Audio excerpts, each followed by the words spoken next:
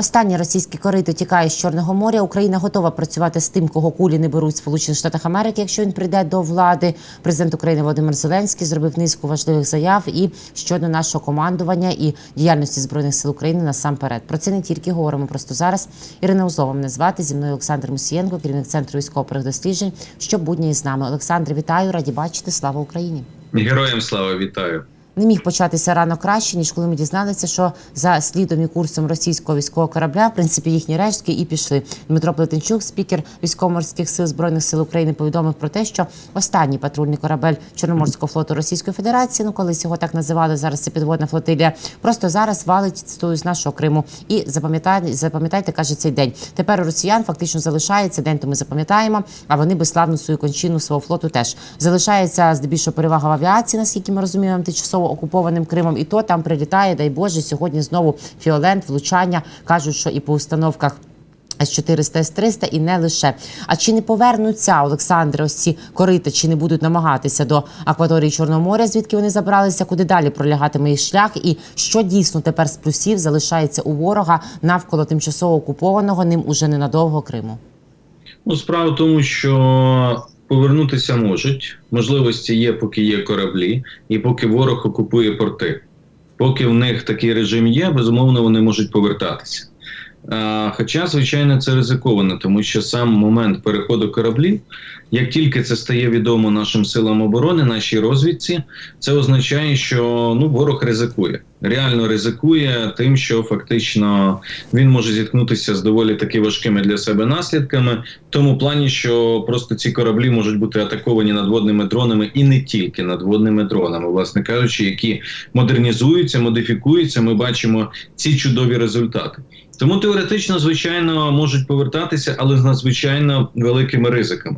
Знову ж таки, по-друге, це означає, що Україна, незважаючи ні на що, не маючи фактично своїх кораблів в такій кількості, як має ворог, але змусила ворога, який переважає силою і чисельністю в морському компоненті, змусити його війти.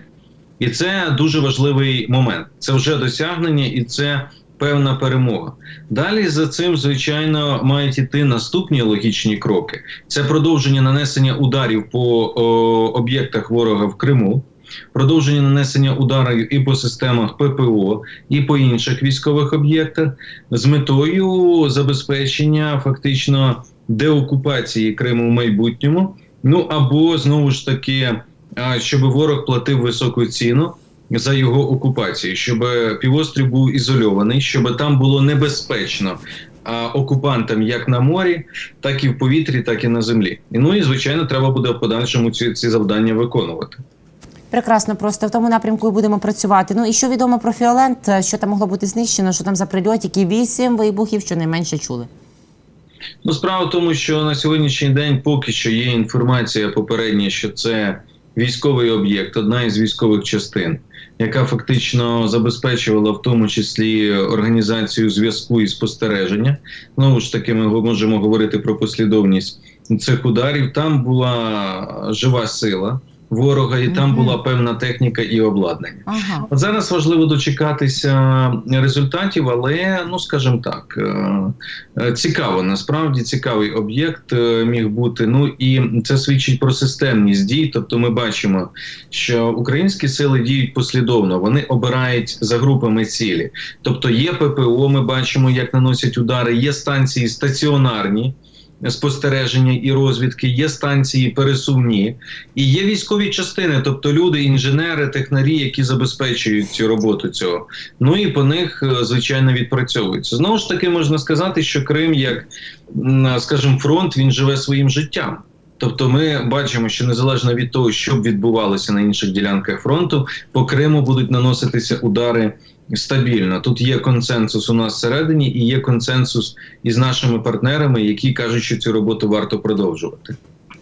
Будемо працювати неодмінно. Всі підуть до Очамчири, а ці взлетять всі в повітря. Незаконні воєнні об'єкти, їх більше 230, рахувала Радіо Свобода схеми.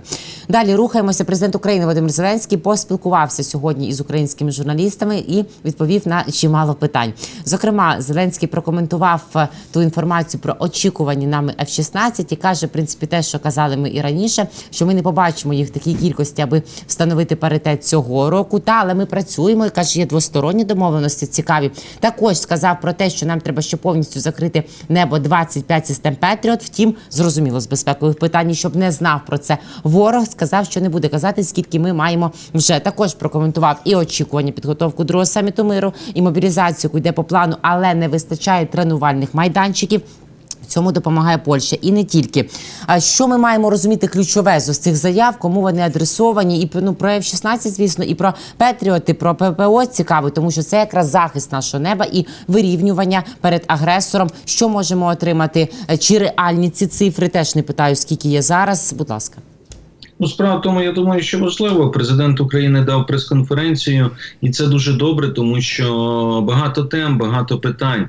На жаль, і трагічні сторінки в нашій сучасній історії, такі як атака ворога по Кривому Розі, атака ворога по Охмадиту, терористичні ці атаки, саміт НАТО, поїздки президента, ситуація на фронті, НАТО, майбутнє. Тобто дуже багато питань, які назріли. І добре, що є таке спілкування, комунікація з журналістами у глави держави, для того, щоб і суспільство розуміло і знало про те, що відбувається, зокрема, з перших уст безпосереднього голови нашої делегації української і від людини, яка була на зустрічах, була на майданчику НАТО, від президента України. Отже, що важливо? Ну, перше, те, що про F-16, це зрозуміло. Поки що цієї кількості, яку ми очікуємо, її недостатньо для того, аби дійсно говорити про переваги над ворогом. І встановлення, скажімо так, переваги щонайменше в небі над окупованою частиною території України, чого ми, безумовно, прагнемо на першому етапі. Тобто цього, на жаль, недостатньо. Але робота ця проводиться, і перші літаки ми побачимо вже найближчі тижні в бойовій роботі і застосуванні. Це хороша ознака. Друге, це те, що ми отримали відповідь по Петріотах і Самті, фактично зараз, але це така, знаєте, ну, найоперативніша потреба, щоб бодай якось перекрити ось ці так звані сірі зони, так звані місця слабкі, які можуть виникати в нашій ППО, і посилити її ще більше для того, щоб протидіяти ворожому ракетному терору. Адже виклики зростають. Якщо раніше у нас просто були удари по там військових аеродромах, це і раніше було, то зараз зрозуміло, що ворог може активізуватися ще більше, тому що вони розуміють, що F-16 на підході, вони це відчувають. Друге, це, звичайно, захищати енергетику. І третє, ну, і енергетику, і наші міста, цивільні будинки, лікарні потрібно захищати людей. І третє завдання, яке є, це боротися з кабами, з їх носіями, аби ворог не міг себе так нахабно відчувати і проводити ці цинічні атаки.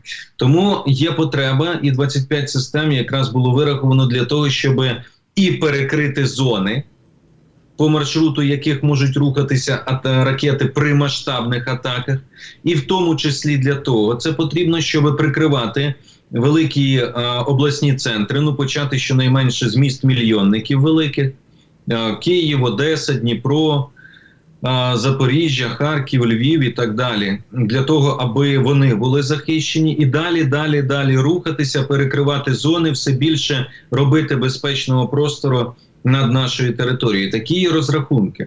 Зрозуміло, що це питання не швидке, на жаль. Якщо ми подивимося темпи, за якими нам надають системи ППО, це питання найближчих місяців, і я думаю, року, не менше. Якщо ми говоримо навіть більше. Тобто це питання перспективи, наш повний захист чи посилення нашого захисту від балістики, від аеробалістики, від інших типів загроз. І тому, звичайно, що це до чого ми прагнемо. І я думаю, що ця робота буде тривати з нашими партнерами. Вони поінформовані про наші потреби, Вони прекрасно розуміють, скільки нам треба, вони знають нашу територію, вони знають виклики і загрози, з якими стикається українська армія, вони знають і бачать всі ці атаки, весь цей ракетний терор, який Росія проводить, тому сподіваюся, що будуть і забезпечувати. Але треба розуміти, що це питання не найближчих тижнів і місяців, це значно віддаленіша перспектива, крок за кроком постачання цих систем. Але що стосується, крім балістики, крім, точніше, систем, які здатні протидіяти балістиці, ми маємо хороші зрушення так само і по системах, які можуть збивати крилаті ракети, дрони і літаки. Айріс-Т, Насамс, яких буде більше для України. Петріотів теж буде більше, але поки що це не та кількість, яка нам потрібна для того, щоб повноцінно створити багатоешелоновану цілісну систему протиповітряної оборони. Справедливо, якщо Польща буде нам допомагати збивати ракети, які йдуть у напрямку саме Польща, і ми говоримо про цей напрямок чому? Тому що це напрямок газосховищ України, куди часто прилітає. Є країни-скептики, в принципі, до нас, так от дуже важливо, що цим газом у цих сховищах користуються саме ці країни. Ось що цікаво, тому цей скепсис має зменшуватися, бо якщо ми не захистимо наше газосховище, то ці країни в опалювальний сезон залишаться без газу, а це наші найближчі сусіди, говорить Зеленський. А отут дійсно буде якось Польща брати активну участь? Хто ці скептики, які можуть стояти на заваді? Ну та і в принципі ми чули від генсека НАТО ще чинного Єнса Столтенберга днями, що він каже, буцімто НАТО не підтримує ініціативу щодо збиття Польщею ракет. А як? А що треба підтримувати тут? Я вже не розумію. Ну, справа в тому, що стосується газосховища, абсолютно тут правильно зазначено президентом. Справа в тому, що ось ці, коли ракети летять в район Стрия і не тільки там на заході, ми ж розуміємо, Росія знає прекрасно про розташування, вони туди колись цей газ закачували свій. Тобто вони прекрасно знають, де ці місця, де ці точки, це їм відомо. І вони намагаються влучати. Таким чином Росія, що робить Росія? Я вже раніше говорив і повторюсь. Вони йдуть на черговий виток ескалації для того, щоб, ну знову ж таки, зробити боляче Україні і нашим партнерам, змушувати партнерів відмовлятися від ідеї підтримки України, постачання озброєння, фінансової допомоги. Ну і фактично таким чином хочуть перевірити реакцію, як далеко вони можуть зайти. І звичайно, що правильно в цих газосховищах газ для європейських споживачів, зокрема для кількох країн, тому ми прекрасно розуміємо, що це виклики і для них. І тут Володимир Зеленський правильно акцентує на цьому увагу. Інша справа, що стосується Польщі. Ну, Польща від самого початку, або, скажімо так, Польщі дали зрозуміти, що певні рішення, які стосуються протидії російським загрозам, збиттю російських ракет, дронів, там інших повітряних цілей, треба вирішувати через НАТО. Тому що я хочу нагадати, що коли відбувалася перша атака, і коли залетіла ракета там в Шеводові, в Польщі, і фактично тоді президент Дуда скликав Раду національної безпеки і оборони Польщі і сказав про те, що треба почати консультації, що це може бути спрямована, цілеспрямована, абсолютно пряма атака Росії проти країни НАТО. Тоді були консультації з НАТО і одразу сказали, що ні, це може бути не пряма атака, можливо, Польща дещо завищила загрози, які є, перевищили там і так далі, і так далі. І потім Польща стала звертатись, обговорювати з країнами Альянсу, а як же їм діяти, що робити. І зараз знову ж таки угода про безпеку, співробітництво була підписана між Польщею і Україною на шляху Володимира Зеленського до Вашингтону на саміт НАТО.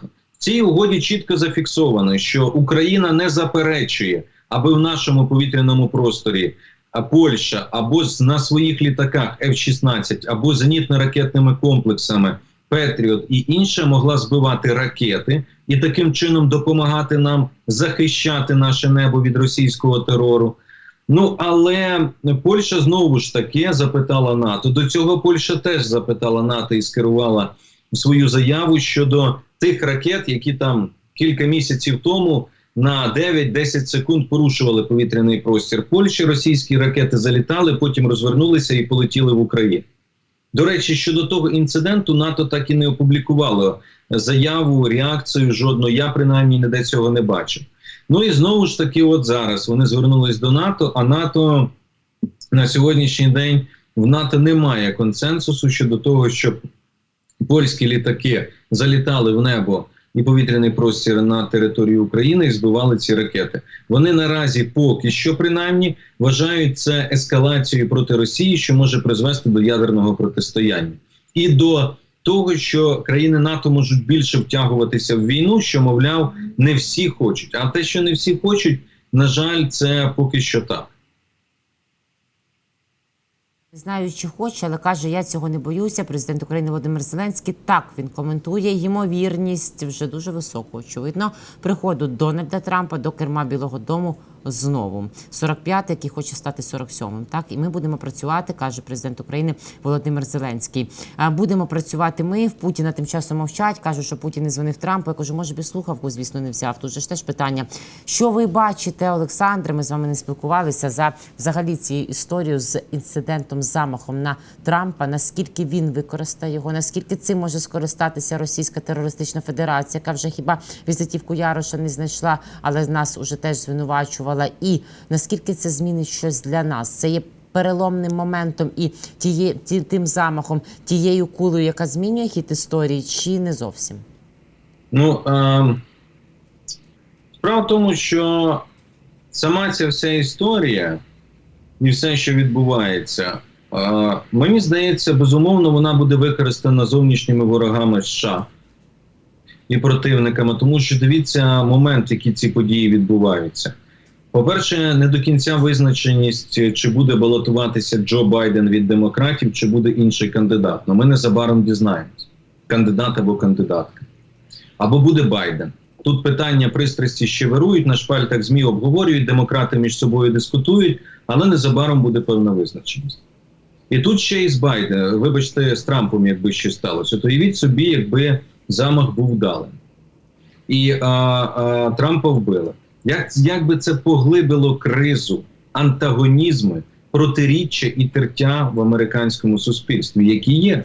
Президент Байден говорить про це у своїх виступах, що так, є протилежні позиції, є абсолютно різні думки. Це, звичайно, притаманно демократіям, але це, ну, скажімо так, рівень поляризації зайшов занадто далеко.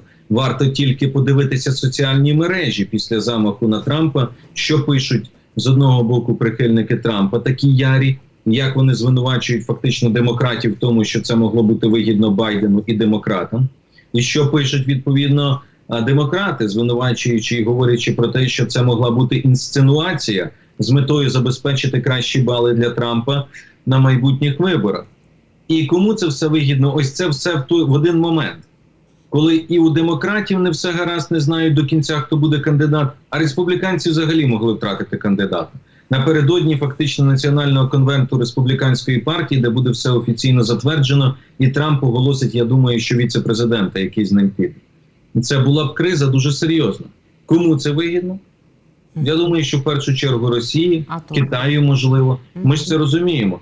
До речі, досі, якщо подивитись дані ФБР і те, що сказав президент Байден, вони знають, хто стрілець, але вони до кінця не розуміють його мотивів.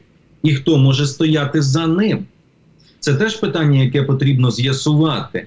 Тому що я б не виключав зовнішніх впливів. Я далекий від думки, що це інсценуація, я в це не вірю відверто. Абсолютно, що це було інсценовано. Я думаю, що Трампа таки хотіли вбити. Не виключено, що спроби можуть бути і в майбутньому.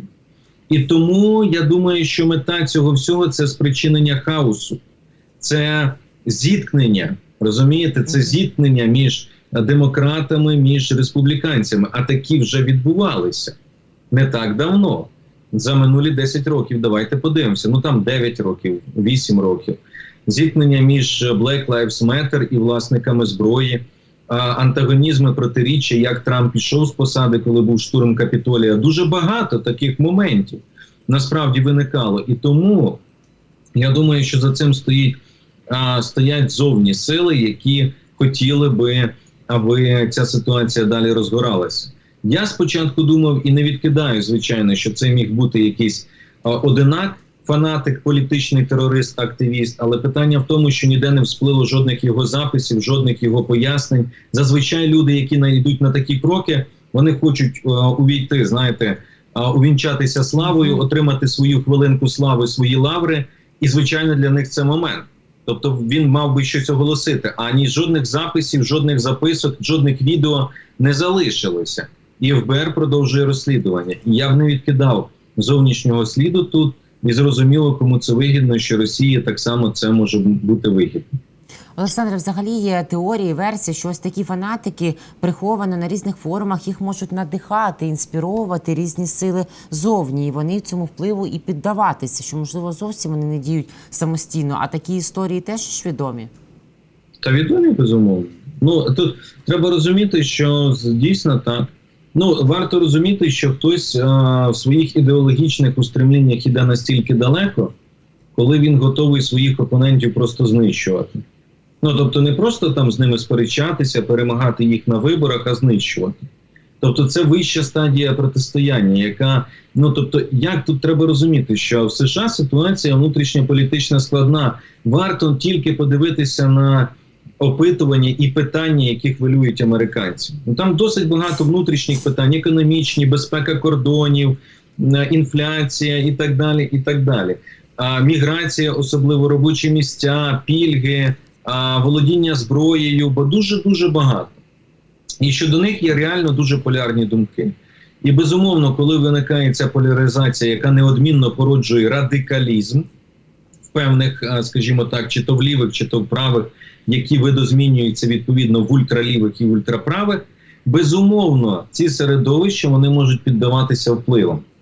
Саме тому в часи Радянського Союзу була така організація, як Комінтерн, через яку фактично діяли ті, хто вишукував прихильників радянської, комуністичної, тоталітарної ідеології, хто з ними працював. Зараз є інші, по яких Росія так само намагається розвивати співпрацю. Є просто ті, хто навіть не в інтересах Росії, а просто намагаючись підігрівати ситуацію і підкидаючи хмизу в вогонь того, що відбувається в Штатах, теж впливають. Тобто я би не виключав ці зовнішні впливи, які можуть бути. Зрештою, ми не перший раз чуємо про можливе втручання Росії, зокрема в американські вибори.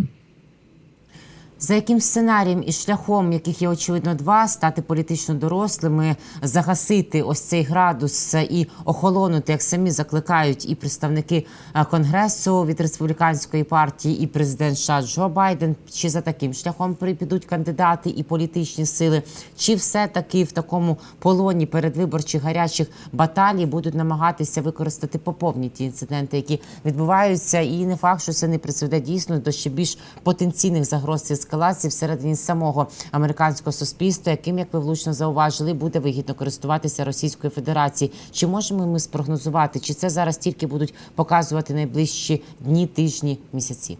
Ну, я думаю, що розкол посилиться, тому що вже дуже багато хто почав говорити і звинувачувати політичних опонентів. Демократи кажуть, що Трамп актор, інсценував, а республіканці кажуть, що, ну слухайте, демократи далеко зайшли в такому звинувачувати. І як би там не було, але ця карта певний час буде використовуватися в виборчій кампанії. Я думаю, що буде неодмінно окремими політиками. Трамп і Байден, вони, до речі, діють зараз абсолютно правильно і відповідально.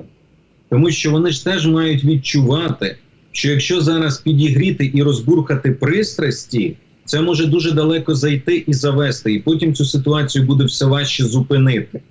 Тому зараз в інтересах якомога швидше заспокоїти цю ситуацію. Трампу, в принципі, не потрібно сильно зараз і ескалувати це, тому що ось це його фото, так, яке він зробив, а він цьому молодець, треба віддати належне.